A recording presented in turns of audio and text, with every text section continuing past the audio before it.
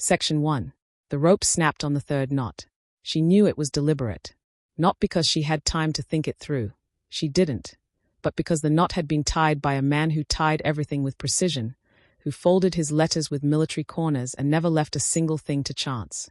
Selene had watched him tie that knot herself, 40 minutes ago, in the torchlight of the bridge, while he smiled at her and told her the descent was the most beautiful part. The river took her before the scream finished forming. Cold, the kind of cold that doesn't feel like cold at first, that feels like being grabbed by something with hands, closed over her head, and the current moved her immediately, fast and indifferent, the way rivers move things they don't care about. She fought it. Her wolf blood made her stronger than any human woman would have been in that water, and she used every part of it, arms driving, legs kicking, her body choosing survival even when her mind was still 3 seconds behind, still standing on the bridge with Dorian's hand warm in hers and his mouth saying, "Close your eyes, I want you to see it all at once." She found the bank 40 yards downstream, dragged herself onto the rocks and lay there with her face against the cold stone and the river still pulling at her ankles, and she breathed. Above her, on the bridge, a single torch moved. Then it stilled. Then it went out. The canyon walls rose on 3 sides, sheer and ancient, cut from red-gray stone that had been there longer than the Ashveil pack had existed, longer than the territory wars, longer than any of the stories the elders told about how the land had come to be divided. Selene pressed her back against the stone and looked up at the narrow strip of sky visible between the canyon's lips. Dawn still hours away. The rope bridge above was a dark thread. No movement. She pressed 2 fingers to the claiming mark on her collarbone. Still tender. Dorian's teeth had found that spot 3 nights ago, in the warmth of the longhouse, while she touched his face and believed every word of the ceremony the pack elder had spoken over them. Bound by blood and bond. She had felt the mark settle into her skin the way all claiming marks settle, with a rightness that felt less like something new and more like something remembered. She had been so certain of what it meant. The canyon bottom was not empty. She had known that the moment she surfaced. The smell had reached her before she found the bank, something immense and old and wild, overlaid with a metallic undercurrent that coated the back of her throat like copper. She catalogued it automatically, the way a wolf catalogues everything within its range. Not a natural predator. Too large. The scent signature wrong in a way she didn't have words for yet. Something that should have been familiar and wasn't. Something that had been changed. From somewhere deeper in the canyon, where the walls narrowed and the river bent south and the torchlight from above couldn't reach, she heard it breathe. Not the breath of an animal at rest. The breath of something aware of her. Something that had been waiting. She had 2 choices.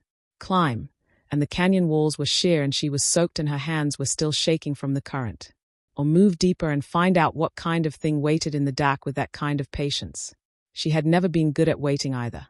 She pushed herself upright and moved toward the sound. It let her see it first. She understood that later, that it had positioned itself in the only shaft of moonlight the canyon allowed, a pale column falling through a gap in the western wall, and that it had waited there deliberately. At the time, standing 15 feet from the largest creature she had ever seen outside of the old stories, her body processed it as a threat and she went perfectly still. Enormous was not adequate. The hollow beast, what the Ashveil pack invoked to keep children from the canyon edge, stood in that pale column of light and looked at her, and every story she had ever heard about it collapsed against the reality. Stories made things smaller. They flattened the scale, reduced the terror to something narratable. The creature before her was not narratable. It was the color of ash water, pale gray-brown like stone under a thin river wash, its coat dense and heavy with the canyon's cold. Its shoulders rose to a height that put its head level with hers, and she was standing. 4 limbs, each built with the kind of mass that suggested the canyon floor shook when it moved at full speed. It moved now, just its head, turning toward her, and the motion was slow and deliberate, like something that had learned to be careful of its own strength. Its eyes were amber, not the bright gold of a healthy wolf. Amber like old resin, like something preserved. Burning and still and ancient and looking directly at her with an attention she was entirely unprepared for. Because it was not the attention of a predator assessing prey. It was the attention of something that recognized her. She did not run. Every instinct she'd been given said run, and she stood there anyway with her heart very loud in her own ears, and looked back. And thought, that is not what they told us you were. The beast made no move toward her. It breathed. The moonlight moved. And in the moment before the light shifted, she saw it, along the beast's left shoulder, partially hidden by the density of its coat, pressed into the flesh beneath like a brand made by something other than fire. A marking. Geometric, deliberate, made of 3 interlocking lines she had seen rendered in ink and wax and metal her entire life. The sigil of the Ashveil Alpha bloodline. The mark given to heirs at their naming ceremony, pressed in silver salt under the skin so it would remain through every shift, through every form, across every year of a wolf's life. The mark that had disappeared from public record 4 years ago, when the Alpha heir was declared dead. Selene stopped breathing. The beast's amber eyes held hers. Patient in a way that had stopped feeling like a predator's patience and started feeling like something else entirely. The patience of something that has been waiting a very long time for a specific person, and has just found her. She found a narrow shelf of rock along the eastern wall, above the waterline, wide enough to sit on with her knees pulled up. She climbed to it without looking away from the beast until the stone was between them. When she turned, it was still in the place she'd left it. Still watching. "All right," she said aloud, testing her own voice in the dark. It came out steadier than she felt. "Then we both stay here until I figure this out." The beast's ear swiveled toward the sound of her voice with an attention so focused and so unmistakably intentional that she felt it like a hand pressed against her sternum. She pressed her back against the canyon wall, looked out at the amber eyes below, and for the first time since the rope gave way, she let herself think. She didn't sleep. The cold was too insistent and the thinking was too necessary. The canyon had its own rhythm, the constant low voice of the river, the temperature dropping in slow stages, the beast's breathing becoming the background against which she measured everything else. It paced for the first hour. Then it settled. She heard the heavy exhale of a large body lowering to the ground, and the breathing changed, deepened, steadied, but not into sleep, into waiting. She thought about the knot. Dorian had learned rope work from his uncle, a canyon guide, before the territory was closed. He had shown her once, the particular double lock knot he used for anything load-bearing. "This one holds," he'd said. "I only ever use this one." The knot that gave way tonight was not that knot. The substitution had required planning. He had made the decision before they ever left the longhouse, before she'd braided her hair, before her brother Cale grabbed her at the door and said, "You look like a queen." Dorian had already decided while all of that was happening. She pressed her thumb against the claiming mark and held it there until the tenderness became pain. She had known Dorian for 2 years, had been courted by him for 8 months, had watched him at pack gatherings and council meetings and the small ordinary moments that reveal more about a person than any ceremony. She had thought she was reading him. She was a good reader of people, not vanity, a tested skill. She had missed something. She turned that over for a long time, looking at it from every angle, trying to find where she'd failed. And what she arrived at, in the cold and the dark with the river running below, was not comfortable. She hadn't missed it through carelessness. She'd missed it because the thing she'd failed to see had been deliberately hidden, maintained with discipline across 2 full years. That wasn't her oversight. That was construction. The claiming mark had a purpose. She understood that now. She was blood-traced, one of 7 in the Ashveil Pack's living generation who carried the old lineage pure. The canyon needed blood-traced wolves. The beast needed. She stopped, looked out at the amber eyes that were, she realized, already looking back at her. "How long has he been doing this?" she asked. "The canyon. The bridge." She kept her voice even. "How many women before me?" The beast rose, moved to the canyon wall, and placed one heavy paw against the stone. Slowly, deliberately, it carved 3 lines into the rock. 3 marks, evenly spaced. 3, Selene said. The amber eyes did something she couldn't name, not hunger, not blankness. Something that looked, in the pale moonlight, remarkably like grief. "I'm going to get us both out of here," she said. "I need you to understand, I mean both of us. Whatever was done to you is part of the same thing that was done to them. Done to me." She held those amber eyes. "I don't leave people behind. That's not kindness. That's just who I am." Below her, the beast settled onto the canyon floor with the heaviness of something that had stopped believing anything would change. It turned those amber eyes on her and waited. She pulled her knees to her chest, watched the moonlight move across the canyon walls, and began very quietly to think. 6 weeks earlier, the morning had smelled of pine resin and her mother's hearth smoke. Selene stood at the northern training ground's edge and looked down into the canyon below and thought, as she always did in quiet moments, about the blood debt. 3 generations back, a vain woman had saved the Ashveil Alpha's life during the eastern border collapse. The Alpha had declared a blood debt before the full pack assembly. What the vein line needs, Ashveil provides. The old law. The kind pressed into bone and staying. What the vein line needed, it turned out, was for their daughters to be extraordinary. Selene was the third vein daughter in her generation. The first had left for a border pack. The second had died in the river flood before Selene was born, her name mentioned at memorials in a tone that said the loss was still raw. Selene had grown up being the one who remained, the one the debt had settled on by elimination, and she had tried to feel grateful for it and not always succeeded. She was thinking about debts and daughters when Elder Renner fell into step beside her. He's asked for you specifically. The Alpha's son. The younger one. Dorian. He says he recognized you at the harvest gathering. Renner's face was composed in the way of someone delivering information they are not responsible for. Your father has already agreed. Selene thought about Dorian Ashveil, third son, 26, known for his precision and his patience and the particular quality of his smile, which made people feel individually seen. She had spoken to him exactly twice. Both times she had come away feeling slightly managed. What does the Alpha think? She asked.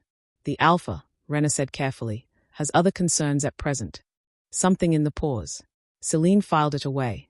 All right, she said. Which was not yes. It was the sound a person makes when the architecture of their life has already been decided and they are being invited to inhabit it gracefully. Renner nodded and walked away. Selene turned back to the canyon and looked down into the mist and the red-gray dark below. She had been told her whole life not to look. Good wolves stayed back from the edge. She looked for a long time. Then she went to meet Dorian Ashveil. The courtship lasted 2 months and felt longer. He was attentive in the way of someone who had studied attentiveness, who understood its mechanics and reproduced them accurately without the instinct underneath. She noticed this but didn't trust the noticing. She had a habit of finding the fault line in things and had been told, not unkindly, that this made her difficult to be close to. So she tried to be fair. He brought her things she'd mentioned wanting. He remembered. He created situations where she felt seen and then provided the seeing. And she felt the warmth of it even as the part of her that measured things found it consistent in a way that warmth rarely was. Real warmth fluctuated.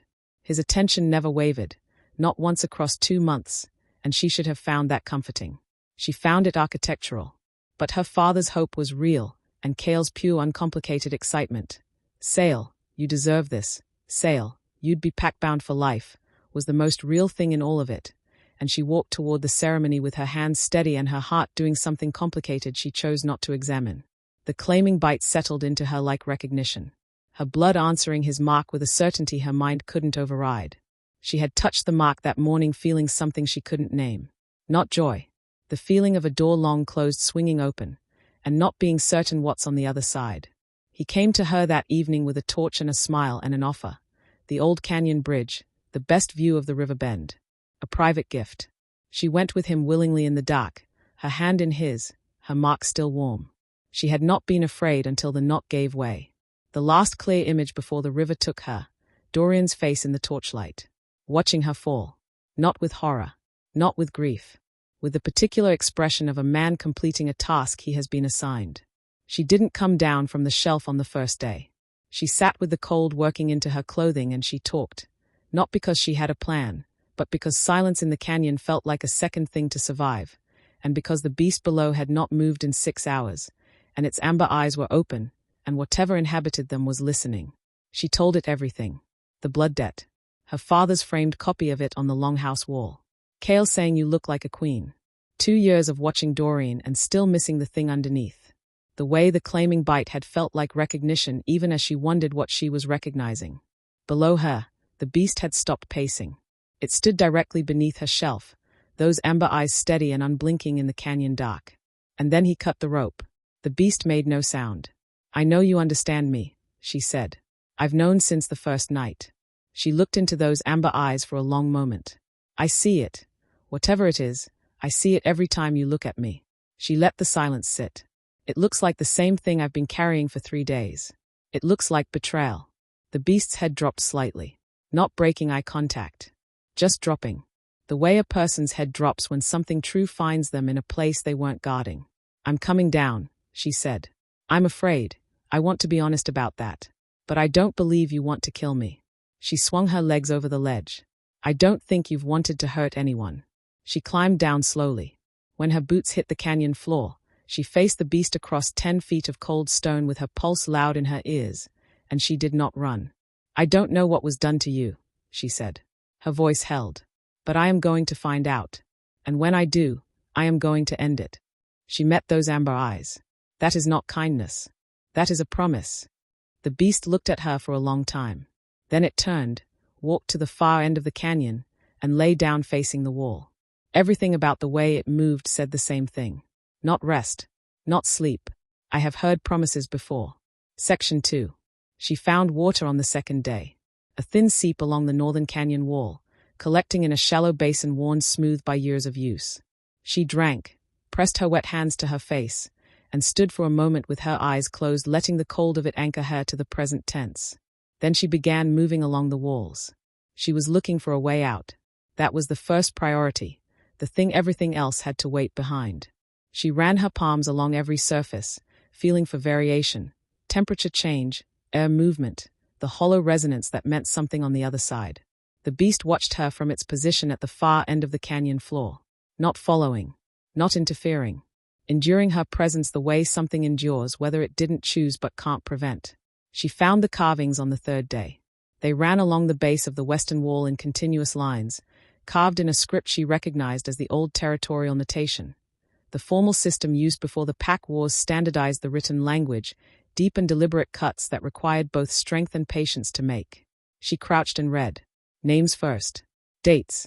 And beside each, a few lines, not records exactly, but the kind of words written when words are the only thing left. Bryn of the Lakewater line, brought at the spring moon. She sang when she thought no one was listening and I could not tell her that I heard. Selene pressed her fingertips to the carved letters. Read the second entry. Then straightened slowly and turned to look at the beast across the canyon floor. It had not moved. Still facing the far wall. Still carrying the defeat like a weight pressed into its spine. 2, she said quietly. In 4 years.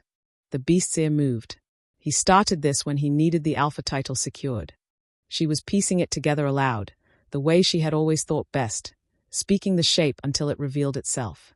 Which means before that, you were something else. She crossed the canyon slowly, closer than she had come voluntarily. Who were you? The beast turned its head. Then it did the thing she was not prepared for, rose and moved, not toward her, but to the section of wall left of the carvings, where the stone was newer. It placed one paw against the surface and, with a deliberateness that stopped her breath completely, carved a single word. She stepped forward and read it. Calder. The air went out of her lungs in one long exhale. She knew that name. Every wolf in Ashveil territory knew that name. Had grown up knowing it the way you grow up knowing the shape of loss that belongs to other people until suddenly it belongs to you too. Calder Ashveil. First son of the old Alpha. Rightful heir. Declared dead 4 years ago. No body recovered. Only Dorian's carefully constructed grief and a succession that had moved with suspicious efficiency in the same month. She looked at the beast. At the Alpha bloodline sigil pressed into its shoulder, visible now as it stood broadside to her in the dim light. At the amber eyes watching her with their ancient exhausted attention. He didn't kill you, Selene said. Her voice came out very flat. He made you into something he could use. She understood it fully then. The old Alpha weakening from age and illness. A younger son with ambition precisely calibrated to the available opportunity. An heir who stood between that ambition and everything it wanted. A curse that required feeding, that kept the heir alive but unrecognizable, useful as a threat and a tool and a reason to keep bringing blood-traced women to the canyon. A perfect sealed system of cruelty, designed to sustain itself indefinitely, as long as no one asked the right questions. As long as no one survived long enough to ask them. The anger arrived. Not hot. She had already spent the hot anger on the river bank, on the long cold hours of the first night. This was the other kind. Quiet and settled and entirely resolved. The kind that doesn't need to raise its voice because it has already decided what it's going to do. I'm going to find a way out of this canyon, she said. And then I'm going to burn what he built to the ground. She held Calder's gaze. Both of ours. I mean that. The beast looked at her. Something moved through those amber eyes. Too complex to catalogue, too deliberate to dismiss. He held her gaze for 3 full seconds before looking away. She took it for what it was. A beginning. The days that followed made the beginning of something she hadn't planned for. She talked while she worked the walls. That was how it started, filling the silence because silence made the canyon feel smaller, narrating her thinking aloud because that was how she thought best. But gradually, almost without her noticing, it became less narration and more conversation. She would say something and pause, and Calder would respond, not in words, but in the precise, legible language his body had developed over years of needing to communicate without one. The ear swivel for attention, the slow blink for understanding, the particular angle of his head that meant she had said something that landed somewhere real. She learned his vocabulary and he learned hers, and the distance between them closed, not in one moment, not dramatically, but by degrees, by the slow daily accumulation of proximity, her voice and his attention and the growing ease of simply being known. On the 6th day she sat with her back against the western wall rereading his carvings, and he came and lay down 8 feet away and neither of them made anything of it. On the 8th day she was working a section of wall near the northern bend, a spot she had identified by the resonance beneath her palms, a hollow tone that suggested a cavity beyond, and she felt him settle behind her, close enough that the warmth of his body reached her through the canyon cold. She didn't stop working, but she felt steadier. She thought about that later, how steady she had felt with a monster at her back. On the 10th day she said, without looking up from the wall, "Tell me something about before." A pause. Then he moved to a clear section of stone and carved carefully, "River. North Reach. Before the closure. You used to go there." The slow blink. "Yes. I used to run the North Reach boundary," she said. "When I was 15, before they extended the restricted zone." She pressed her palm flat against the wall. "It's the best ground in the territory. Open and fast and the air smells like cold water all year." She paused. "You knew that too." He looked at her. The amber eyes held something she was beginning to be able to read, something that surfaced rarely and briefly, like a current visible only when the water was still enough. It was not hope. Not yet. It was the place that hope had been before 4 years of the canyon had covered it over. A shape in the rock where something had once lived. She turned back to the wall and kept working. The full moon came on the 12th day. She knew it before it arrived. Calder told her in his way, the restlessness returning, the pacing resuming with a different quality than before, his movements tighter and his eyes clouding with something between dread and shame. He kept deliberate distance from her in a way that felt like protectiveness wearing the costume of withdrawal. He would not look at her directly. When she moved toward him, he moved away, not in aggression but in the careful, exhausted discipline of something trying very hard to contain itself. "The hunger," she said. Not a question. He stopped pacing, looked at the canyon wall. "It is not your fault," she said. "Whatever happens tonight, none of this has ever been your fault." He turned to look at her then, fully, directly, and what was in those amber eyes reached through every layer she had built since the river took her and pressed against something she hadn't known was still open. She held his gaze and did not look away and felt the thing between them shift into a new shape that she did not have the vocabulary for yet and did not try to name. She had positioned herself in the narrow section between 2 rock outcroppings, the tightest part of the canyon pass, too constricted for his full size, a natural barrier. She had mapped it on the 4th day, filed it away without fully understanding why she was filing it. She understood now. She sat with her back against one wall and her feet against the other and waited. The moon came. She felt it before she saw it, the quality of the light changing, the darkness thinning at the canyon's lip, and then the moonlight flooding down in a column that hit the canyon floor and turned everything silver. And with it, like a sound she had been hearing from a great distance finally arriving, the hunger. It moved through Calder like a tide coming in.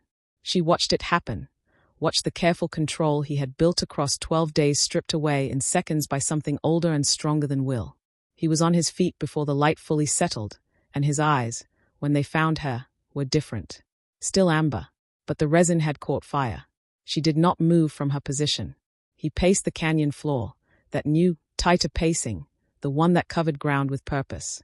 She tracked him without looking directly at him, using her peripheral vision, her wolf senses stretched to their limit. The hunger was real and enormous and pointed directly at her. She felt it in the air the way she'd felt that first night's pressure change, that shift in the weight of the atmosphere. She pressed her back against the rock and breathed. "Calder." Her voice was low and very steady. "I know you can hear me underneath it. I know how bad it is." The pacing slowed fractionally. "I am still here. I am not leaving." She kept her eyes level. "You have held on for 12 days. You can hold on tonight." The sound that came out of him moved through the canyon and pressed against both walls and had nowhere to go. It was the most human sound she had ever heard from an inhuman throat. Not rage and not grief, but the place where both of those had been ground together into something new by years of pressure. The pacing stopped. He stood at the center of the canyon floor, every muscle locked in the same war she had watched him fighting since the moon rose. His eyes found her face and held it, and what was in them, beneath the hunger, beneath the fire, was the same thing she had seen on the 6th day when she stopped pretending she wasn't watching. She reached out and placed her palm flat against the nearest section of canyon wall between them. Not touching him. Close enough that the intention was clear. "Stay with me," she said. "Just tonight. Stay with me." The hunger didn't leave. She could see it in the locked line of his jaw, the tremor along his shoulders. But it became something he was holding rather than something holding him. He breathed. Slow and ragged and controlled. His eyes stayed on her face. The moon moved. The silver column shifted west. And the hunger receded by degrees, the tide going back out. And Calder stood in the canyon dark with his head lowered and his breathing leveling out. And she kept her hand against the wall between them until she was certain the worst had passed. Then she said, very quietly, "Tomorrow we work the north wall again." A long silence. Then the slow blink. Yes. She closed her eyes and let out a breath that had been waiting a long time to leave. Section 3. She found the second survivor on the 14th day. Not the way she had expected. Not lowered on a rope. Not announced. The girl fell the way Selene had fallen, without warning, through a gap in the canyon's eastern lip that someone had disguised with brush and loose stone. The gap gave way and she dropped and hit the canyon floor hard and did not move for several seconds. Selene was off the wall and crossing the canyon before the echo of the impact finished bouncing between the stone faces. Behind her, she heard Calder. The hunger had been quieter since the full moon, still present, always present, but receded to something manageable in the days following. She had watched him find his way back to himself across those days the way you watch someone find their footing on uncertain ground, carefully, without drawing attention to the watching. But she heard it now, the change in his breathing, the shift in the quality of his stillness. The moon was 3 days past. The hunger should have been at its lowest. It wasn't. Blood-traced, she realized. The girl on the canyon floor was blood-traced. She could smell it, the particular clean metal signature that she had only ever noticed on herself and the 6 others in the pack, faint as a struck coin held at a distance. The hunger didn't care about the moon cycle. The hunger cared about lineage. She reached the girl first. Young, 17, maybe 18, her hair spread across the stone and her wedding clothes torn from the fall. A claiming mark fresh on her neck, still pink at the edges. Still in the ceremony clothes. She had been brought here the same night. "Hey," Selene said, dropping to her knees. "I have you. Stay still." The girl's eyes opened. Dark brown, wide with shock and pain, scanning the canyon instinctively. Then they found what was behind Selene and the shock became something else. "Don't run," Selene said immediately, putting herself between the girl and Calder without turning around. She could feel the heat of him at her back. Close, too close, the hunger pressing against the air between them. "I know what you're seeing. I know how it looks. But you need to trust me right now and you need to do it fast. Can you do that?" The girl stayed at her. Something moved across her face. The calculation of someone deciding whether the known terror behind Selene was more dangerous than the unknown one in front of her. "What's your name?" Selene asked. "Fen," the girl said. Her voice was steadier than it had any right to be. "Fen, my name is Selene. Move to the left wall, slowly, and keep your eyes on me." Fen moved. Selene turned. Calder stood 6 feet away, and the hunger was visible in every line of him. The locked shoulders, the lowered head, the amber eyes burning with the fire she had only seen on the full moon night. He was shaking, not in motion. The stillness itself vibrated, every muscle clenched in a war between what the hunger demanded and something it couldn't quite override. His eyes found her face. They were desperate in a way that reached through all the noise and pressed directly on the place in her chest that had been opening for 14 days. "I know," she said. She stepped toward him. "I know how bad it is. I know you can hear me underneath it." Another step. His head dropped lower, the shaking deepening, the war in him visible and enormous and not yet lost. She raised her hand and placed her palm against the side of his jaw. The way she had done it on the 8th day, when she had turned from the wall and found him close enough that the warmth of him reached her through the cold, and had simply reached out without thinking and felt him go still beneath her hand like a current finding ground. "She is under my protection," Selene said. "Low and steady, only for him. And you are stronger than what they made you." She held his gaze with everything she had. "Stay with me, Calder. Don't let them win tonight." The sound that left him was not a growl. It moved through the canyon and pressed against the walls, and it was grief and fury and 4 years of the hunger and the guilt and the names on the wall compressed into a single exhale. The shaking slowed. The amber eyes stayed on her face. The hunger didn't leave. She could see it still in the tension around his eyes, the locked line of his jaw. But it became something he was holding rather than something holding him. He breathed, slow and deliberate and controlled. She kept her hand where it was until the worst had passed. Behind her, from the far wall, Fen made a sound she would later be unable to describe. In the days after, they worked the north wall together. It had started the morning following Fen's arrival. Selene rising before the canyon light shifted and going straight to the hollow section of the north wall, the one that resonated differently under her palms, and within the hour hearing footsteps behind her. Fen, still in her torn ceremony clothes, standing a few feet back with her arms crossed and her chin lifted in a way that said she had made a decision and wasn't inviting debate. "Tell me what we're doing," she said. Selene told her everything. Calder, Dorian's machinery, the carvings on the western wall, what the blood debt had actually been built to sustain. Fen listened without interrupting. When it was finished, a short silence settled. "He came to my family through the eastern trade route," Fen said. Her voice was controlled, barely. "Told my father a seer had marked me as his fated mate. My mother made a feast. My little sister kept asking to touch my claiming mark because she said it meant I was chosen." Her jaw tightened. "She thinks I'm in the pack longhouse right now, sleeping in good sheets." Selene set down the stone she had been holding. She turned and faced Fen fully. "When we get out of here, your sister will know exactly what you survived," she said. "And the man who stood in your family's home and used the word fated will answer for every part of it." She held Fen's gaze. "I promised you protection. I meant all of it." Fen searched her face for the cracks. Found none. "Then let's get through this wall," she said. They worked until their fingers bled, taking turns against the hollow section, one striking while the other listened for changes in the resonance beneath the stone. Shoulder to shoulder, finding a rhythm. But the wall held. Of course it held. It had been built to contain something far stronger than either of them. Selene sat back on her heels and looked at her hands. Then she looked at Calder. He was in his corner. He had been in his corner since Fen's arrival, present, watching, but withdrawn in a way that felt less like distance and more like erasure. As though he had watched Selene place herself between him and Fen and understood something from it that had taken the last of whatever had been sustaining him. She crossed the canyon and sat down in front of him. He looked at her with eyes that were present and exhausted and had surrendered something she hadn't noticed him still carrying until it was gone. "I can't do this without you," she said. He looked at the wall. "Look at me, Calder." She waited until those amber eyes came back to her. "I know what defeat feels like," she said. "I felt it on the river bank when I understood what the rope meant. I felt it when I read 2 names on that wall and understood who they were." She didn't look away from him. "But I am still here because I decided the people who built this canyon don't get to decide how it ends." The beast breathed, said nothing. The canyon was very quiet. "You have been down here for 4 years, she said. 4 years of the hunger, the guilt, the names you carved into stone so they wouldn't disappear the way Dorian needed them to disappear. I understand why there is nothing left." She leaned forward. "But I need you to hear this one thing." She held his gaze with everything she had. "Monsters don't carve the names of the people they were forced to hurt into stone walls so those people won't be forgotten. Monsters don't hold themselves back on a full moon night until they are shaking apart from the effort. You did both." Her voice was low and steady and entirely without performance. "You are not what they made you, Calder.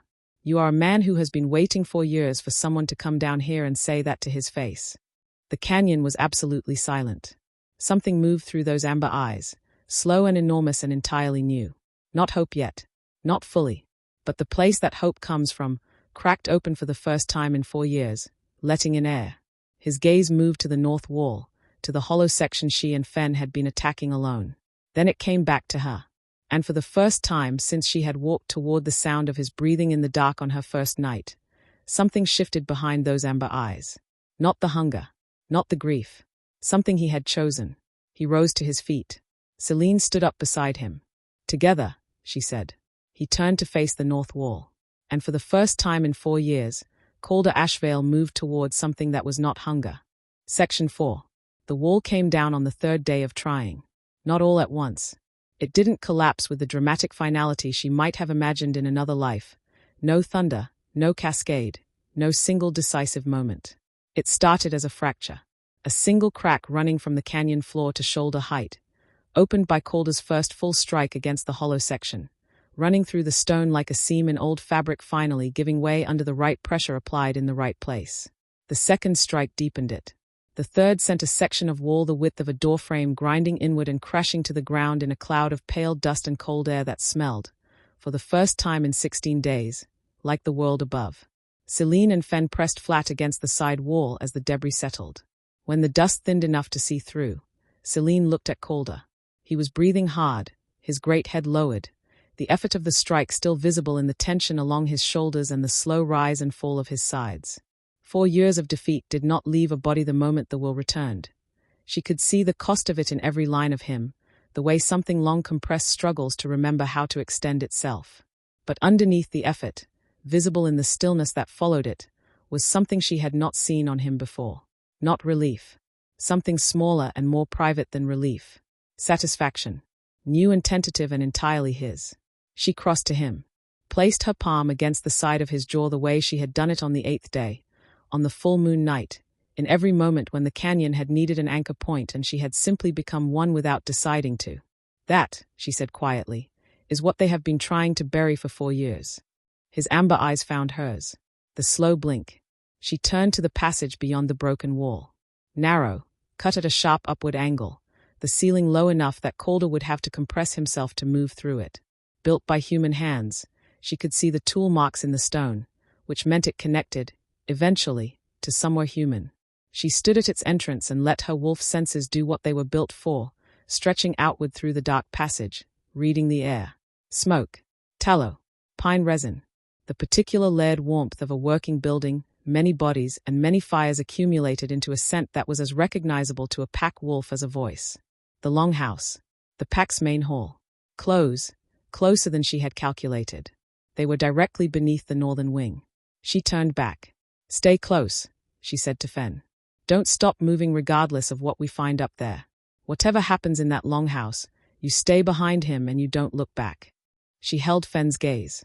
Can you do that? Fen's face was pale and set and entirely resolved. Yes.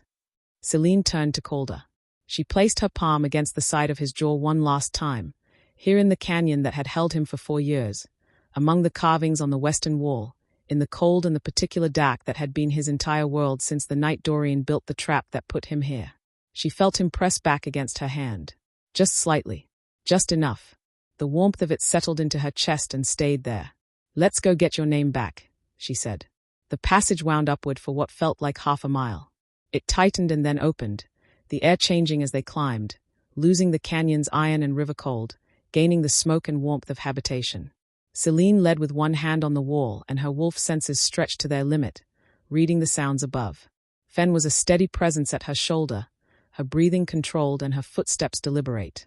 Behind them both, Calder moved with a silence that was remarkable for something his size, as though the canyon had taught him to make himself as small as possible even when the walls no longer required it. The passage ended at a surface that was not stone but wood. A panel, flush with the surrounding timber, fitted so carefully into the longhouse floor above that she had to trace the edges twice before she found the catch. She pressed it. The panel lifted on a counterweight, swinging up and open into a storage corridor lined with supply barrels and hanging dried herbs that swayed in the sudden draft. Empty. She exhaled and climbed through, then reached back for Fen. The longhouse was in its late evening rhythms. The main hall winding down from the dinner gathering, the corridors thinning of traffic, the pack settling into the quieter hours. Selene knew the layout. 2 years of pack gatherings had given her that much. She knew where the Alpha's council chamber sat, where the pack elder held evening consultations, and more importantly, where Dorian spent his nights when the pack's senior wolves stayed late to consolidate their support around the new succession. She had 3 corridors to cross before they reached the council wing. The first was empty. The second held a pair of pack soldiers who turned at the sound of footsteps, registered Selene and Fen, 2 women in torn ceremony clothes, barefoot, carrying the cold and iron smell of the canyon, and had time to process confusion before Calder stepped out of the passage shadows behind them. The confusion became something else entirely. They ran. Selene didn't blame them. She kept moving. The third corridor opened into the upper gallery above the main gathering hall, and it was here that the longhouse found them. A serving woman rounding the corner froze, looked at the two women in torn ceremony clothes, looked at what filled the corridor behind them, and screamed. The pure alarm of someone whose body has responded before their mind has caught up, the kind of sound that carries through timber and stone with the efficiency of a signal fire. Below in the gathering hall, the response was immediate.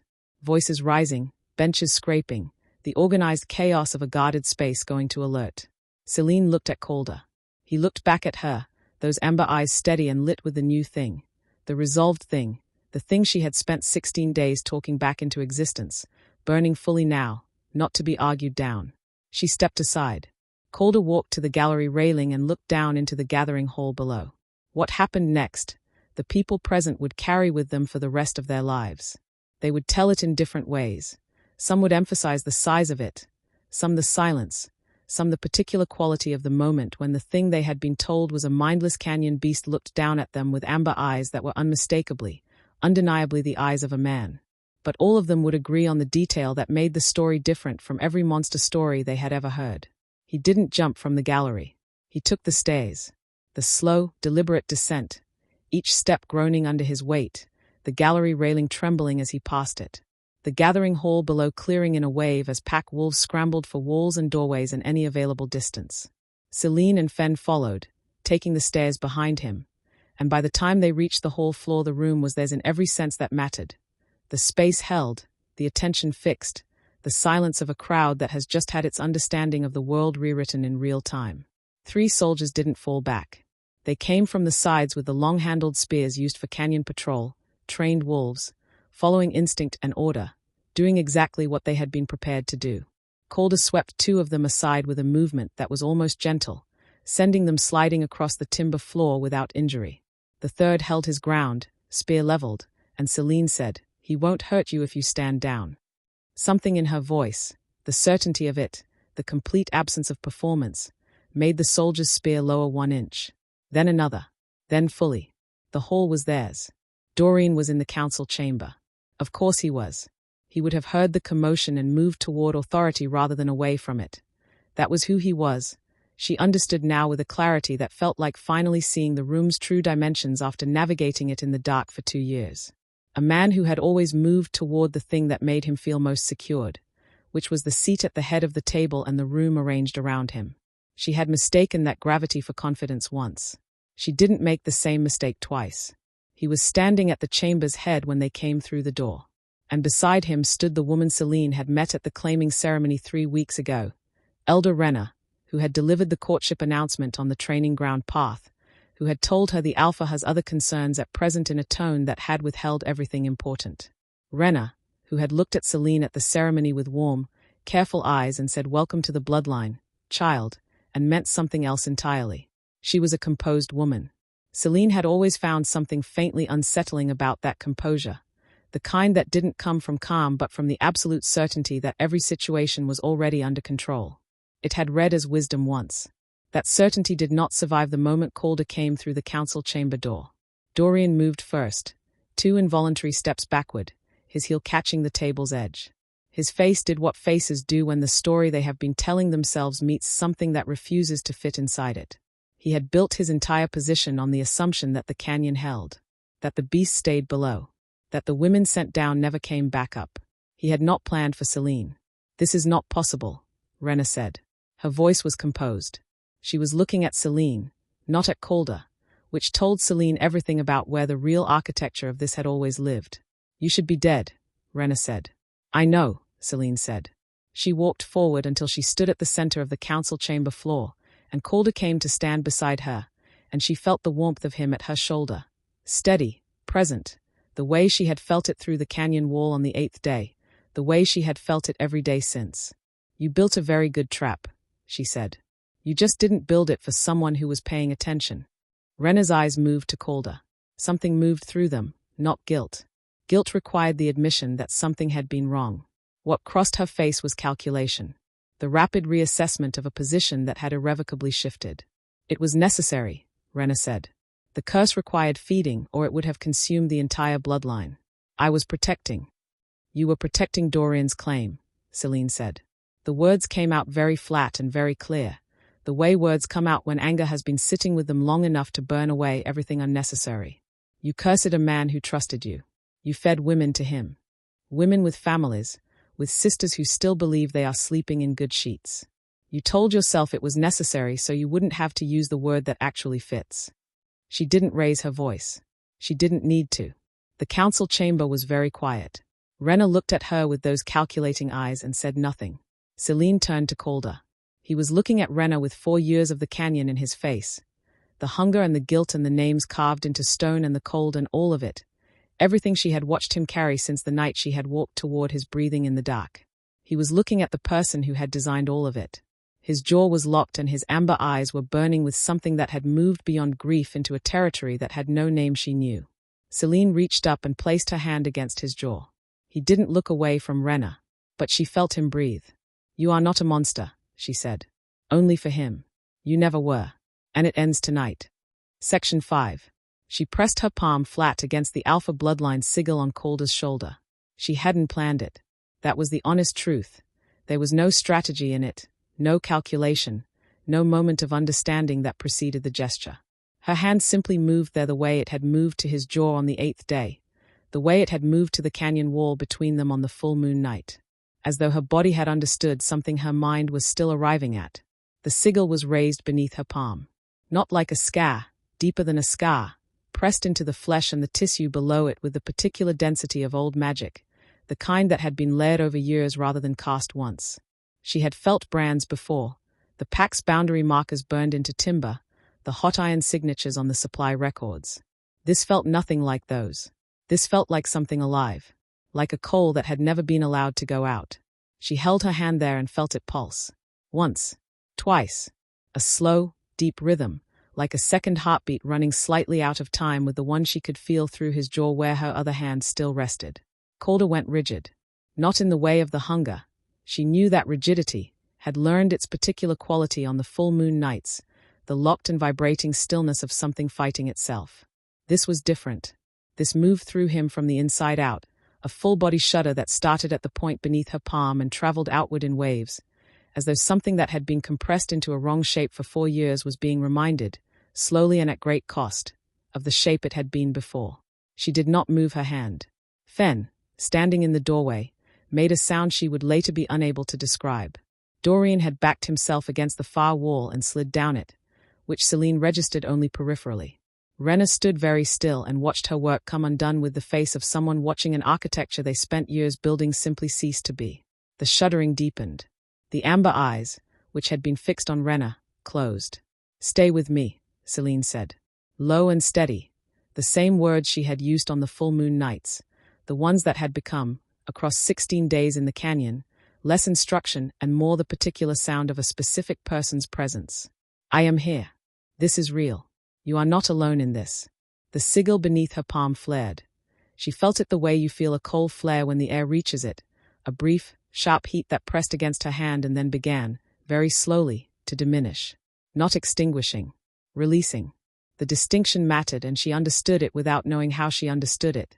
This was not the magic being destroyed but the magic being unmade from the inside, the knot loosening one thread at a time. Calder's shape began to change. She had known it was coming.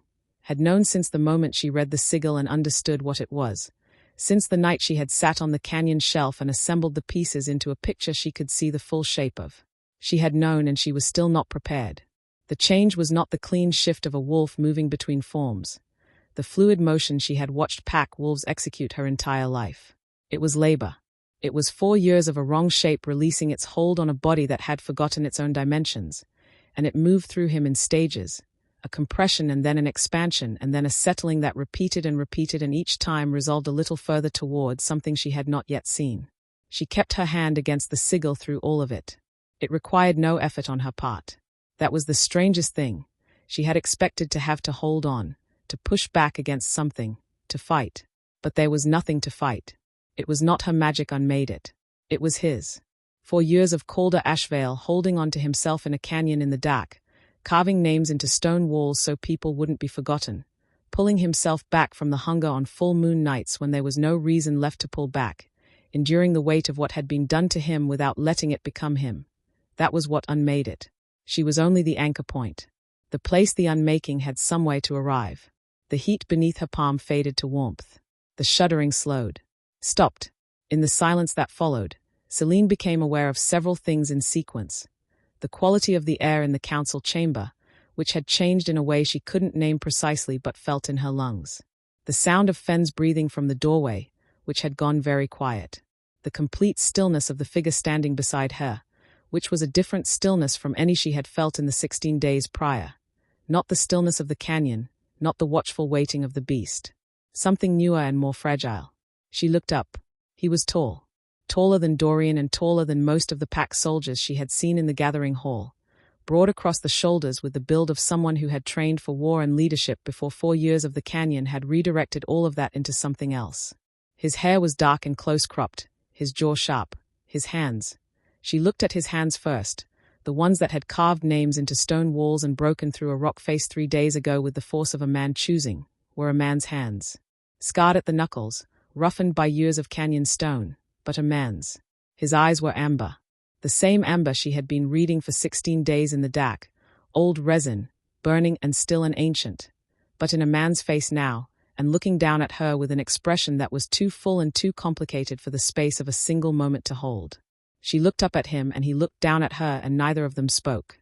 There was too much in the way of speech and none of it mattered yet because the recognition between them was already complete, had been complete since the night she had walked toward his breathing in the dark and stood in the pale moonlight and thought, "That is not what they told us you were." "Calder," she said, testing his name in this new air, giving it back to him. His hand came up and covered hers where it still rested against his chest, over the place where the sigil had been. He held it there. When he spoke, his voice was rough from 4 years of disuse, low and uneven at the edges, like a thing finding its range after long silence. But it filled the council chamber the way a voice fills a space it was built for. "Selene," he said.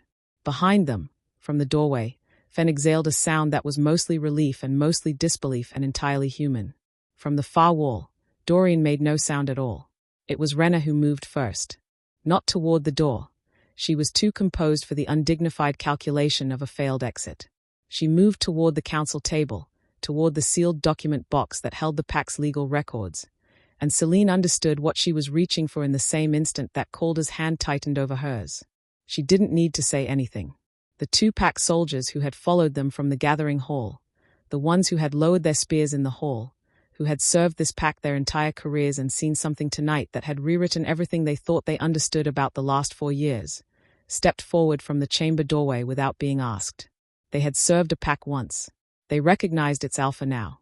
Renna was detained with the particular efficiency of people who had been waiting, without knowing they were waiting, for someone to tell them the direction of the current had changed. Dorian remained against the wall.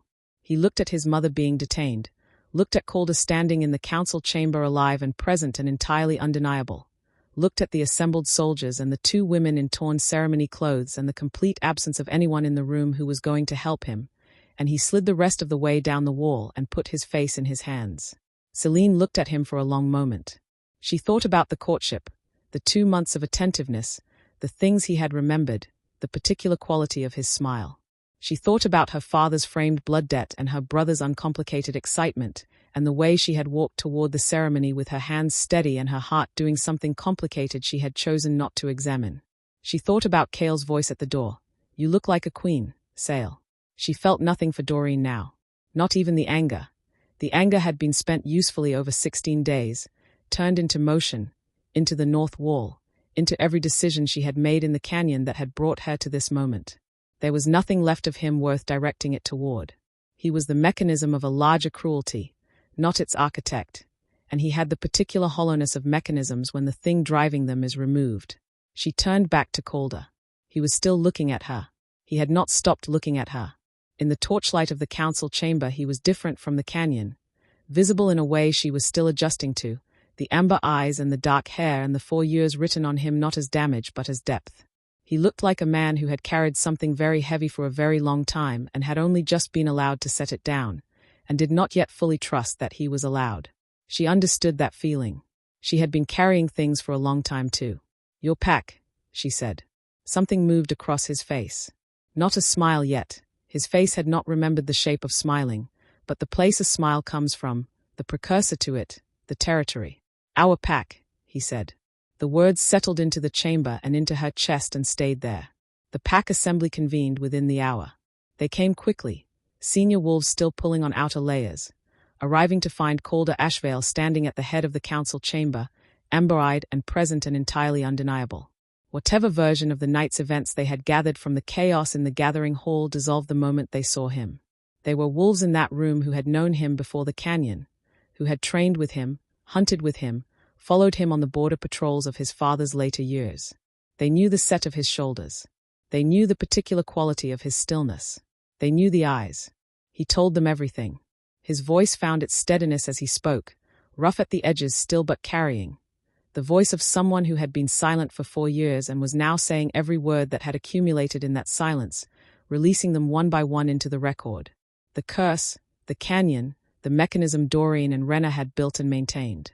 He spoke the names of the 2 women from the western wall carvings, clearly, into the record, so they would never again be reduced to disappeared and forgotten. He looked at Fen when he spoke the 3rd name, the one that was still living, and Fen held his gaze without flinching. When he finished, the silence in the chamber had weight. The oldest wolf in the room, a grey-muzzled senior who had served Calder's father for 30 years and had stood at the old alpha's side when the blood debt was declared 3 generations back, rose from his seat. He looked at Calder for a long moment with the particular expression of a man who has been carrying grief he couldn't account for and has just been given the accounting. Then he bowed. One by one, the rest followed. Renna was brought forward. She had composed herself in the time since the chamber. She stood before the assembly with her hands folded and her chin level, the composure of someone who had spent decades being the most prepared person in any room and was still, even now, calculating whether there was a move remaining. "I acted in the interest of the pack," she said. "The curse required feeding. Without it, the beast would have." "The beast," Calder said quietly, "was me. The way a door closes on something that needed closing. The pack required nothing that could not have been addressed by the truth. You chose this because it was easier than justice and cleaner than accountability." His amber eyes held hers without heat, with the cold clarity of a man who had 4 years in the canyon dark to understand exactly who had put him there and why. "It ends here." He looked at the senior wolf. A single nod passed between them. The assembly's ruling was unanimous. Renna was escorted from the chamber and the doors closed behind her and no one spoke for a moment. Doreen was brought in next. He looked smaller than he had at the claiming ceremony. The borrowed story had collapsed and there was nothing underneath it. That was the thing Selene had sensed in the courtship and been unable to name, the thing she had found architectural. He had been a mechanism all along. Without the machinery driving him, he was simply a man who had chosen the easier thing at every juncture and arrived, by that accumulated ease, at this room. Calder looked at him for a long time, and Selene watched his face during that silence. So something moved through it that was more complicated than rage and more considered than mercy. The look of a man determining what justice actually required rather than what it was entitled to demand. "The eastern boundary work camps," Calder said. "He will work them alongside the wolves who have been maintaining the territory his claim was built on. Every day. With his hands." A pause. "He does not deserve the finality of a death sentence. He deserves to spend the rest of his life understanding what he chose, one day at a time." Doreen was escorted out without a word. The room exhaled. And then Calder turned, and his amber eyes found Selene at the edge of the assembly floor, and everything else in the chamber took a step back from the simple, direct fact of his attention. He crossed to her. She didn't move, stood her ground the way she had in the canyon, in the passage, in every moment since the night the river took her, and she decided she was not going to let it keep her. He stopped in front of her, close enough that she could see 4 years on him as depth rather than damage, and his eyes moved over her face the way they had moved over the western wall carvings, reading carefully, reading everything. "I knew," he said, "from the first night, when you walked toward me in the dark instead of away." He held her gaze. "I knew what you were to me. I did not believe I had the right to it." "You didn't get to decide that alone," she said.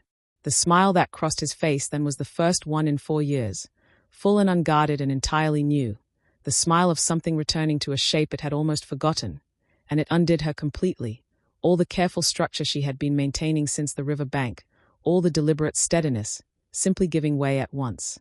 His hand curved around the side of her face, and he looked at her for one long moment in the torchlight of the council chamber with every person in the room holding their breath. "Selene of the vain line," he said, loud enough for every wolf present to carry it out with them. "My true mate. My alpha female. My answer to every year of that canyon." He kissed her. The assembly erupted, not in shock but in the particular sound of people who have been holding something in for a very long time and have just been given permission to put it down. Selene kissed him back and felt the claiming mark on her collarbone. Dorian's mark, the one she had touched with complicated feeling on her ceremony morning, dissolve like frost when the sun finally reaches it, replaced by something warmer and older and entirely right. The bond that had been waiting underneath all along. She pulled back and looked at him. His hand was still against her face. His amber eyes were very bright. "Our pack," she said, giving the words back to him. "Our pack," he agreed.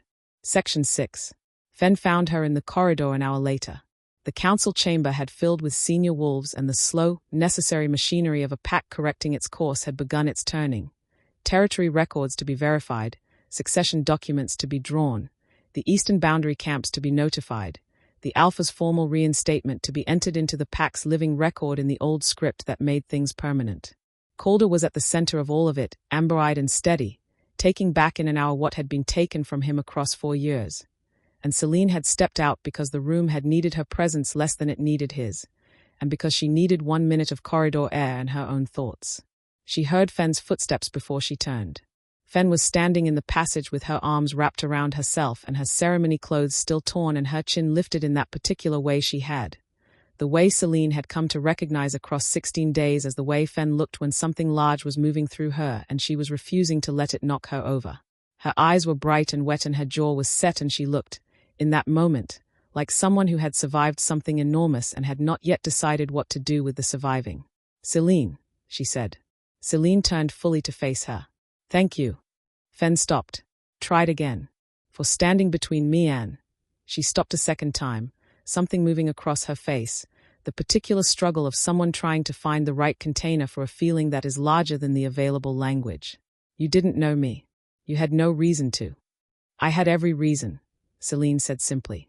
Fen looked at her for a moment, searching for something, the way she had searched Selene's face in the canyon on the first morning, looking for the cracks, for the performance, for the place where the certainty gave way to something less reliable. Finding none. Then she crossed the corridor and put her arms around Selene and held on, and Selene held on back, and neither of them said anything else for a long moment because there was nothing else that needed saying. Some things were complete without words. This was one of them. Over Fen's shoulder, down the corridor, Selene could see the council chamber doors standing open, could see Calder inside, at the head of the assembly, silver-eyed in the torchlight, his voice carrying through the open doors in the low, steady cadence of a man relearning the sound of his own authority. She watched him for a moment without him knowing she was watching. The set of his shoulders. The way the senior wolves oriented toward him, the way wolves orient toward their center of gravity without being told to. The way he held the room, not by force, not by the performance of dominance, but by the simple undeniable fact of being precisely what he was. She thought about the blood debt. Her father's framed copy on the longhouse wall, older than she was, the hide worn at the edges from years of being taken down and read aloud at family gatherings as though repetition could make a daughter feel chosen rather than designated. What the vain line needs, Ashveil provides. She had grown up understanding the arrangement the way you understand the shape of a room in the DAC, by knowing where the walls are rather than by seeing them. She had believed the debt was the shape of her life. She had been right and wrong about it in equal measure and in ways she was only now beginning to understand. The debt had brought her to Dorian. That much was true. But Dorian had sent her to the canyon, and the canyon had been the place, the only place, she understood now, standing in the corridor with Fen's arms around her, where the thing the debt had been pointing toward all along was waiting. Not the thing her father had read it to mean. Not elevation or designation or the fulfillment of an obligation 3 generations old. Something older than the debt. Something that had nothing to do with obligation.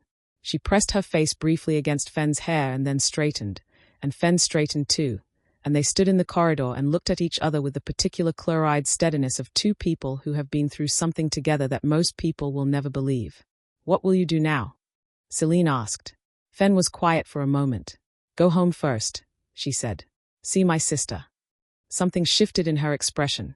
Not softness exactly, but the particular quality of a person thinking about someone they love with a directness they haven't allowed themselves in a long time. "And then," she paused, "I don't know yet. But I know it won't be what someone else decided it should be." Selene looked at her. "Good," she said. Fen's chin lifted. The particular lift she had. "Will you be all right? When all of this," she gestured toward the council chamber, the corridor, the entire weight of what the night had produced. "When it settles."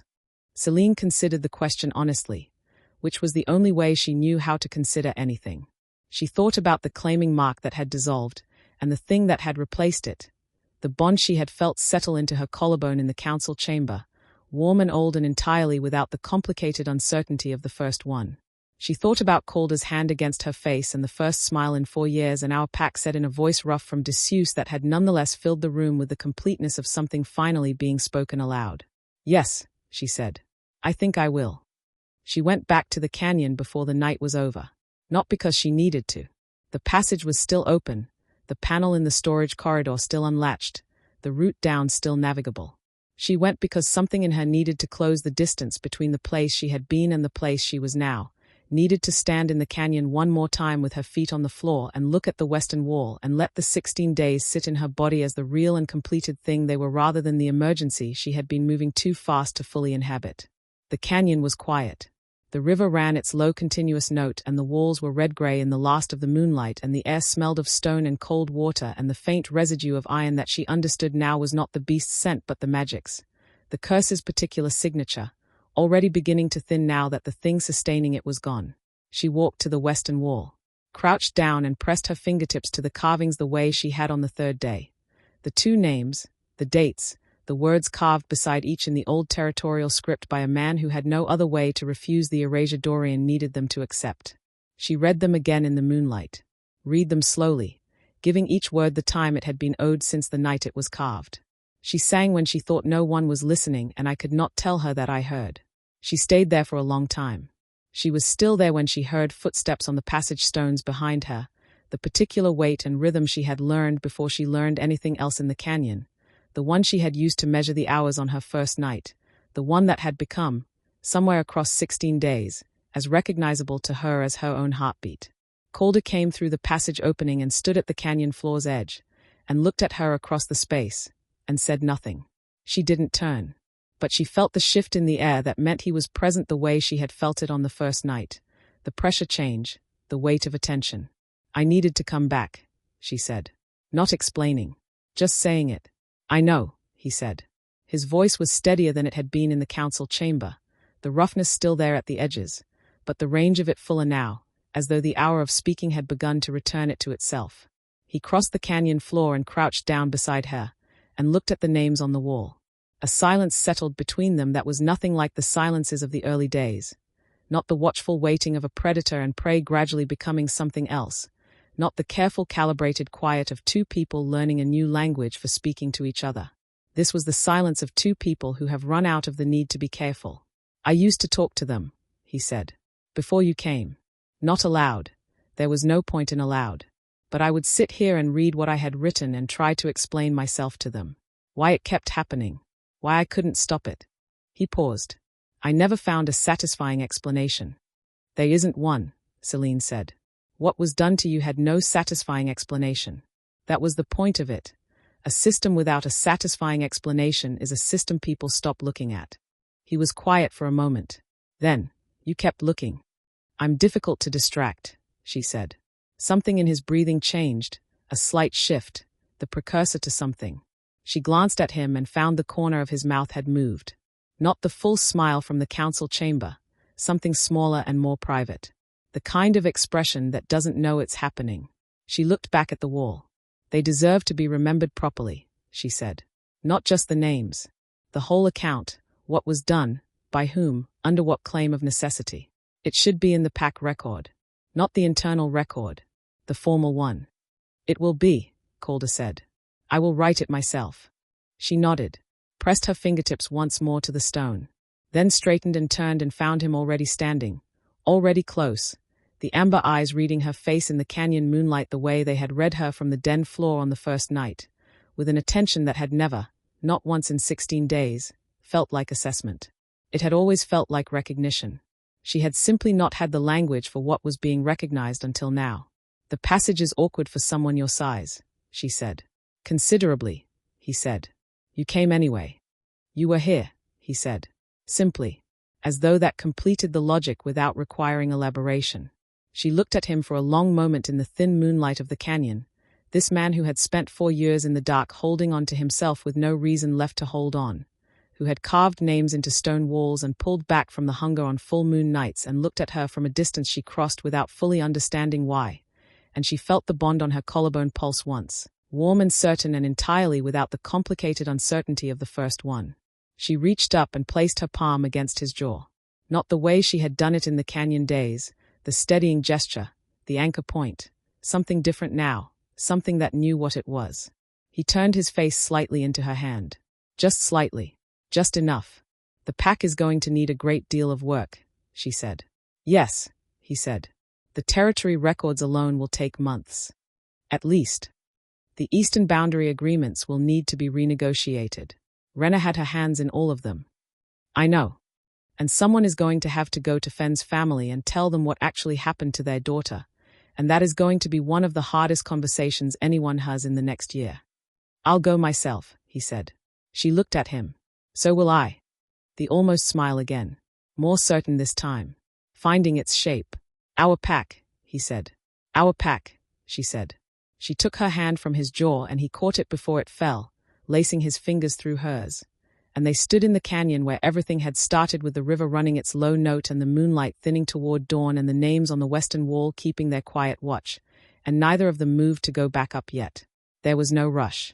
The pack was above them and the work was above them, and all of it would be there in a few minutes, patient and necessary, the way all real things waited. For now there was the canyon and the moonlight and his hand warm in hers, and she let herself stand in it without moving toward the next thing. For the first time in 16 days, for the first time, she suspected, in much longer than that, she simply stayed. Section 7. The territory took months to untangle, as she had known it would. Rena had been thorough. That was the thing Selene kept arriving at, across the long days of document review and boundary renegotiation and the painstaking reconstruction of 4 years of pack records. The woman had been genuinely, carefully thorough. Every agreement she had touched bore her signature in the secondary position, just below the alpha's seal, placed there with the particular precision of someone who understood that power maintained from the secondary position was more durable than power claimed from the primary one. She had never overreached. She had simply ensured that every critical mechanism of the pack's operation passed through her hands at some point, and that her hands left no obvious marks. It took Selene 3 weeks to map the full shape of it. She worked in the council records room, which had a north-facing window that let in good light without glare, surrounded by the bound ledgers of 4 years and a system of her own devising, colored threads marking which agreements referenced which others, stretched between pins on a board she had commandeered from the supply room over the mild objection of the pack's record keeper, who had then watched her work for 2 days and stopped objecting. She was thorough too. She had always been thorough. It was one of the things her father had called a difficult quality in a daughter, and she had come to understand as simply the shape of her mind. Calder came to the records room every evening. Not to help. He had his own work, the formal reinstatement proceedings and the border meetings and the long difficult conversations with pack wolves who had served under the assumption of Dorian's succession and needed to be met individually, their confusion addressed and their loyalty neither demanded nor dismissed. He came in the evenings and sat in the chair across from her work board and read the territorial histories. And she worked, and they talked when there was something to say and were quiet when there wasn't, and the quiet was the same easy quiet of the canyon days, the kind that didn't require filling. She had not expected that. The ease of it. The way it had transferred from the canyon into the ordinary daily texture of a shared life without losing anything in the translation. She had expected adjustment. Had braced herself for the gap between the person you come to know in a crisis and the person who exists in the undramatic hours. The daily ordinary hours that reveal character more accurately than any emergency. She had known the crisis version of Calder with a thoroughness she trusted, had read his patience and his grief and his capacity for restraint and his particular quality of attention across 16 days when all of those things had been under maximum pressure. She had assumed the ordinary version would require relearning. It didn't. He was the same. Quieter in rooms full of people than she had expected, which she recognized as not shyness but the considered habit of a man who had re-entered a world full of voices after 4 years of near silence and was still calibrating the volume. Precise in his decisions in the way of someone who had spent 4 years with nothing to decide and had returned to decision-making with a deliberateness that some of the senior wolves found slow and she found clarifying. He remembered everything she said, not in Doreen's performed way, not as cataloguing, but in the way of someone for whom the specific words of the specific person in front of them were simply interesting, worth keeping. She noticed the difference. She had always been good at reading the difference. On the 22nd day she found the document she had been looking for.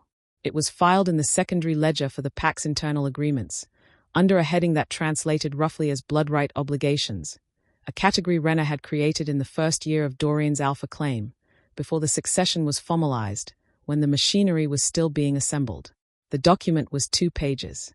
It outlined, in the formal language of PAC law, the ongoing requirement for blood-traced females to be presented to the canyon at each full moon, framed not as sacrifice but as a territorial tithe, the PAC's obligation to the old magic that protected the boundary. She read it twice. Then she set it down on the table and sat very still for a moment. Selene. She looked up. Calder was in the doorway. He had learned, across the weeks of evening visits, to read the quality of her stillness the way she had learned to read the quality of his in the canyon, the difference between the stillness of concentration and the stillness of something that needed addressing. I found the document she used, Selene said. The legal framework. She built it into the PAC code as a territorial obligation. If we hadn't, she stopped. It would have continued. Indefinitely. Whoever came after Doreen would have inherited it as law. Calder crossed the room and stood beside her and read the document in silence. She watched his face while he read, watched the amber eyes move across the page with the particular quality of someone reading something that is simultaneously new information and the answer to a question they have been sitting with for a very long time. When he finished, he said nothing for a moment. She planned for succession, he said finally. Yes.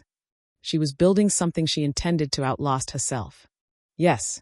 He looked at the document for another moment. Then he looked at Selene. How do we dismantle it completely? She had already worked this out. She had worked it out in the hour between finding the document and his arrival, sitting with it and thinking the way she always thought, speaking the shape aloud, but alone this time, the words only for the records room and the north-facing window and the colored threads on the board. She told him what she had arrived at. The document needed to be formally invalidated in the PAC assembly, not simply removed from the record. Removal could be undone quietly by whoever held the records office. Invalidation in assembly created a counter-entry that could not be removed without removing the assembly record itself, and assembly records were distributed across 3 separate holdings in PAC law. Then the blood trace registry needed to be reframed. The designation existed. It was real. It meant something about lineage, but its meaning needed to be decoupled entirely from any territorial or sacrificial obligation.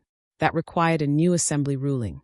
And then someone needed to go to every blood-traced wolf in the current registry and speak to them directly, individually, and explain what the designation had been used for and ensure they understood it would never be used that way again.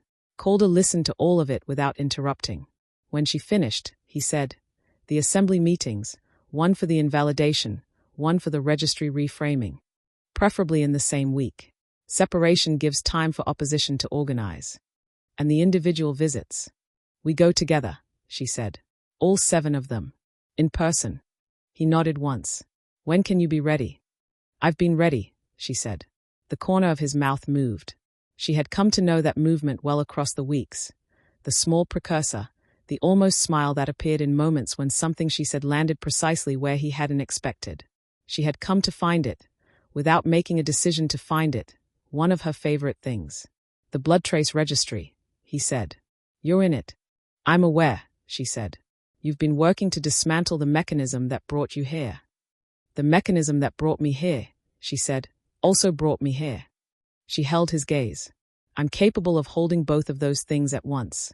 He looked at her for a long moment with those amber eyes that had read her from a canyon floor in the dark and had not, in all the weeks since, stopped reading her with the same quality of attention. Not assessment. Recognition. She had the language for it now.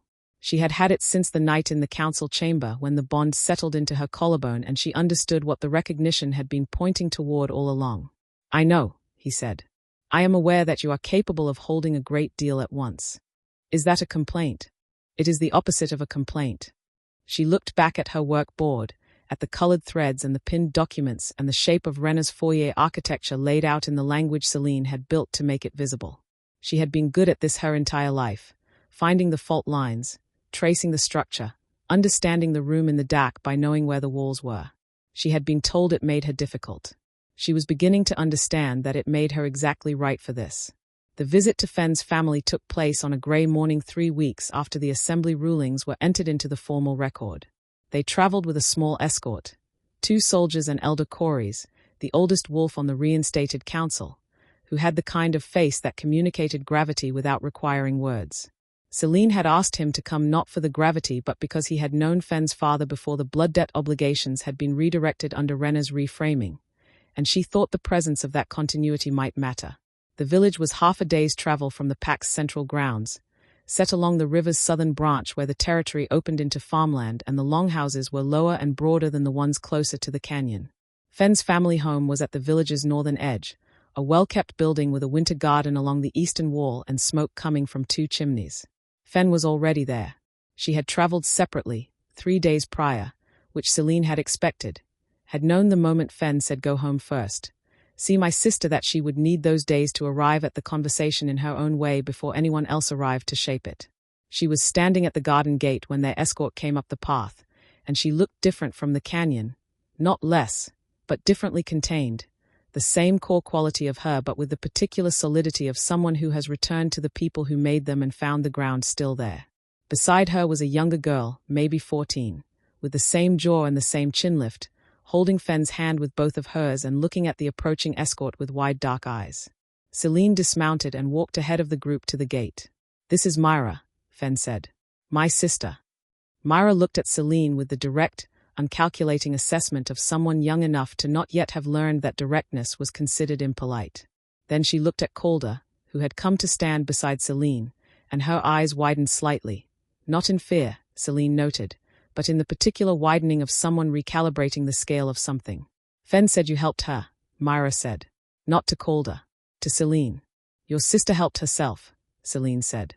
"I just made sure the canyon didn't close over her." Myra considered this with the seriousness it deserved. Then she looked at Fenn. "I told you," she said. "I told you there had to be someone down there worth trusting." Fenn's expression did the thing it did when she was feeling something large. The chin lift, the jaw set, the deliberate maintenance of composure against the pressure of something that wanted to move through her. "You told me nothing of the sort," she said. "I thought it very loudly," Myra said. Selene looked at the two of them and felt something ease in her chest that she hadn't fully known was still tight. The particular ease of watching a thing be intact that you had been afraid, in the worst of the canyon days, might have been irreparably broken. Fenn's mother came to the door then, and Fenn's father behind her, and the morning opened into something longer and more difficult and more necessary than Selene could have scripted. The whole account of it, told without softening, by Fenn first and then by Selene and then, quietly, by Calder, whose presence communicated something that words hadn't needed to carry once Fenn's father understood who was standing in his garden. Not the beast. The alpha. The one the beast had been made from. It was a long morning. But it was the right kind of long. Section 8. Spring came to Ashveil territory the way it always came, not announced, not dramatic, but accumulative. The river mist thinning by degrees each morning until one day it was simply gone and the canyon walls were visible from the northern training ground in the early light, red-gray and ancient and present in a way they hadn't been across the winter months. The Pack's winter-bare trees filling in along the boundary lines. The particular quality of the air changing from the dense cold of the dark months to something lighter and carrying more information. Green things and turned earth and the distant water smell of the snowmelt working its way down from the high ground. Selene noticed it first from the records room window, then from the training ground. Then, on a morning in the 5th week after the spring equinox, from the canyon's edge. She stood at the place where the boundary marker had been, the old one, the carved stone post that had marked the limit of where pack wolves were permitted to go, the edge beyond which the canyon began and the hollow beast lived, and good wolves did not look down. The post had been removed the previous month, on a morning when Calder had come to the northern grounds with 2 soldiers and pulled it out of the ground himself without ceremony, which was the right way to do it. Some things did not require ceremony. Some things required only the practical acknowledgement that they were finished.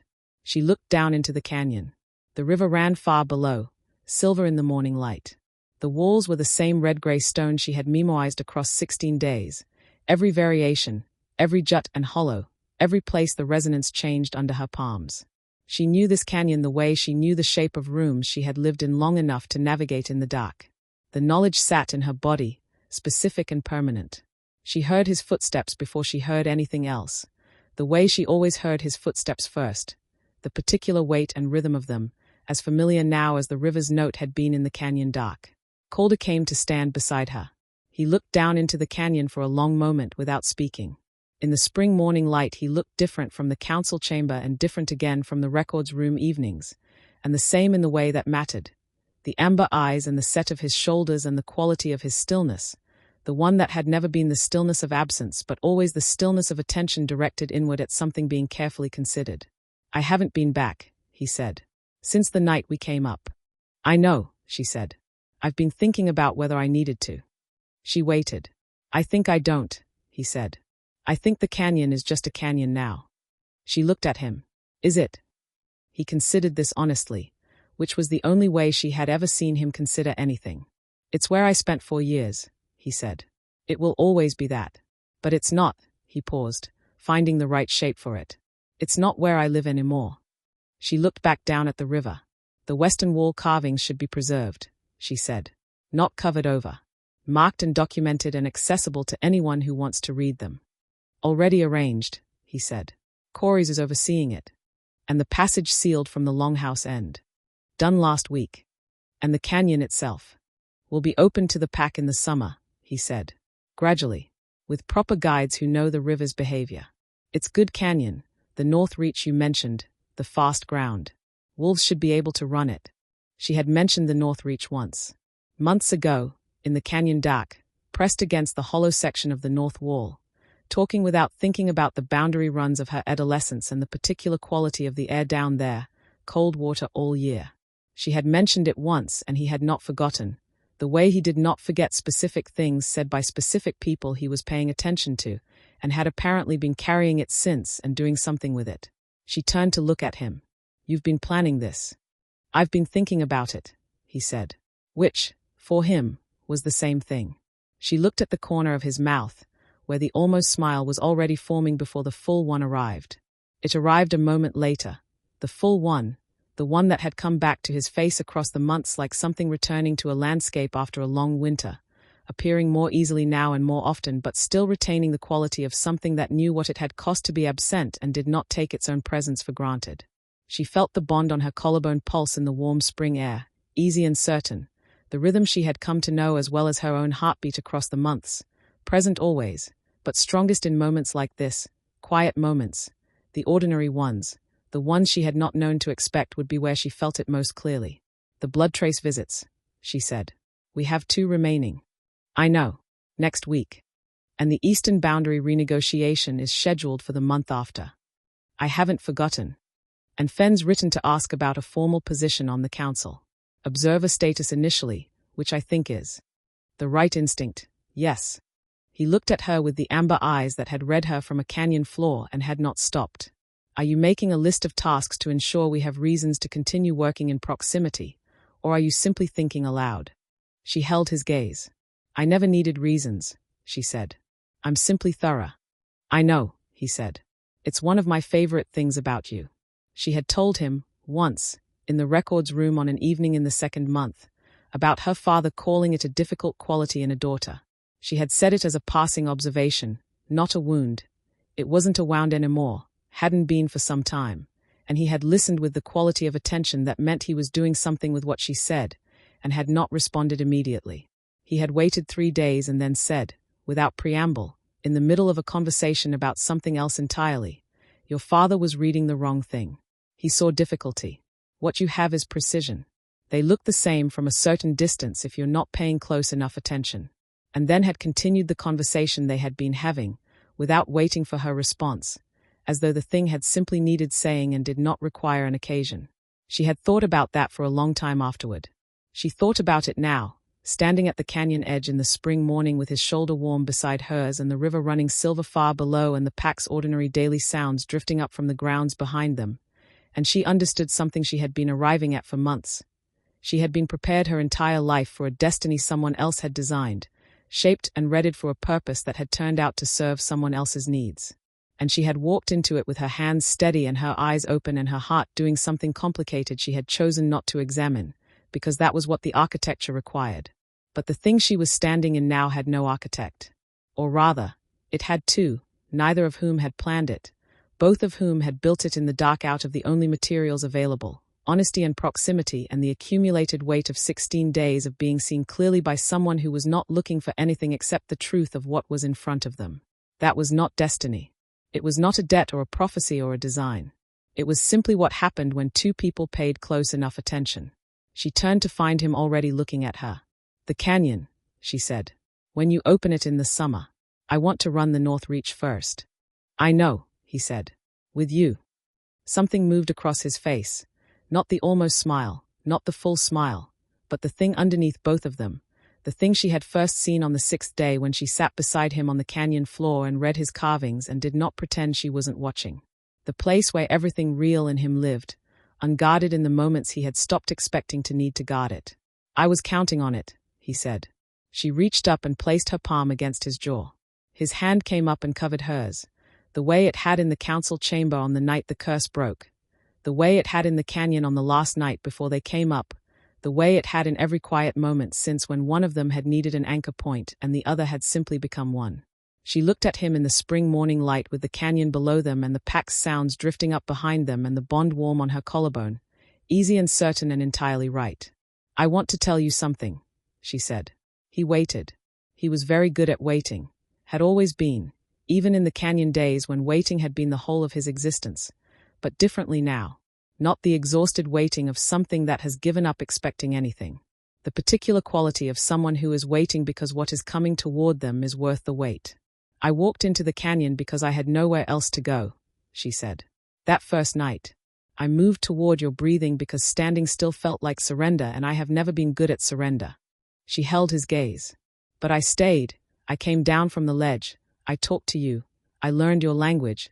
I put my hand against your jaw on the 8th day. None of that was survival strategy. I need you to know that. It was never strategy." He looked at her, the amber eyes very still and very bright in the morning light. "I know," he said. "I knew from the second night. When you talked about the blood debt and your voice did what voices do when someone is telling the truth without deciding to." A pause. "I did not expect you. That is the most honest thing I can tell you. I had stopped expecting anything. And then there you were, telling a monster in the dark that you were going to burn the trap to the ground and you meant both of us." Something moved through his face, the full and complicated thing that lived underneath the almost smile and the full smile both. "I didn't know what to do with that." "You listened," she said. "That was exactly right." He turned his face into her hand. Just slightly. Just enough. The way he had done it in the canyon and every time since. The small, specific gesture that had never stopped meaning the same thing it had meant the first time. "I am here. This is real. I am not going anywhere." Below them the river ran its silver note and the canyon walls were red-gray in the spring light and behind them the pack's morning sounds continued their ordinary rhythm. And she stood at the edge of the place that had tried to erase them both and felt nothing from it but the completeness of something finished. "Our pack," she said. "Our pack," he said. And then, because neither of them needed ceremony and never had, because the important things between them had always happened without occasion, in the dark, in the ordinary hours, in the accumulated weight of daily proximity and honest attention.